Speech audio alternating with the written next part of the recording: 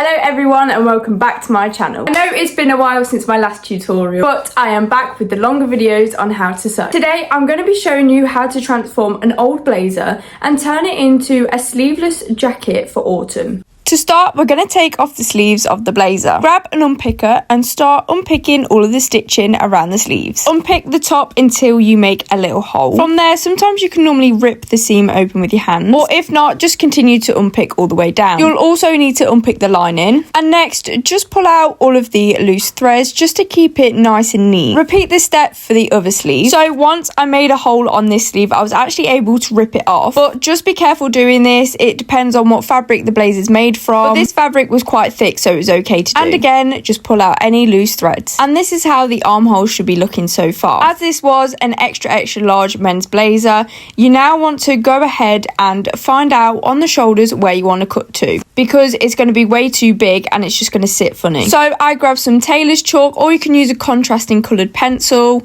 and a tape measure. I measure from the neck to the end of the shoulder where my shoulder would be. Transfer these measurements to the other shoulder. I would normally be doing this on my body, but for the purpose of this video I'm showing you on the mannequin, but it is really easy to do on yourself. Next, I create a line from the point of the shoulder all the way down to the bottom of the armhole, and then I do this on the back as well. This doesn't have to be perfect at all. I don't measure it, I only measured the top part. As long as it's looking quite the same on each side, then it will be fine. I recommend using tailor's chalk, it just makes it a lot easier to see. Then using these lines I created, I cut out the fabric. Around the shoulders, it might be quite thick, so I'd recommend just pulling out the shoulder pads, which I'll show you what to do in a second. With this blazer in particular, I was just able to pull them out, but sometimes you might need to unpick them.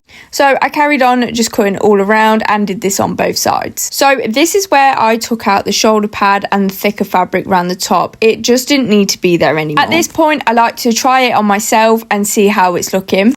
I then hold the fabric each side at the same time to see how much I need to take it in by. Again, I don't measure this, but I did use these seams as sort of a guide to pin in place. This is something that's really useful. If you do have seams in the same area, it's good to line them up as a little guide. So just continue to pin down all the way to the bottom of the blazer. Make sure that your pins are straight and in line with each other, because this will be your guide for sewing, and it will be a lot easier that they're all neat and straight.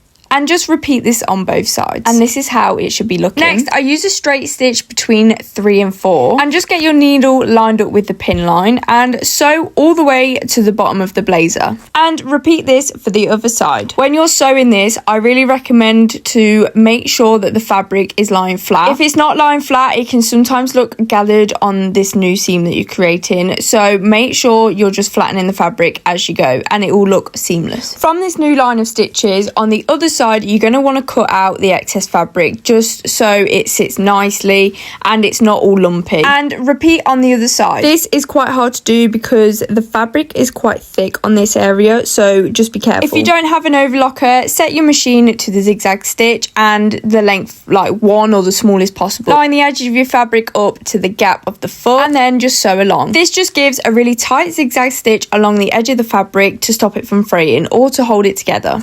Do this on the armholes as well. I actually used my overlocker. Next, we're going to fold over the edge of the armhole and sew along. I changed my needle position to the left and used the little groove to go down the edge of the fabric. I sewed all around the armhole, making sure the edge of the fabric was always following the groove of the foot. And this is how it turned out. And it's the perfect addition to your autumn outfits. If you want to see more flips in the future, please subscribe and check out my social channels.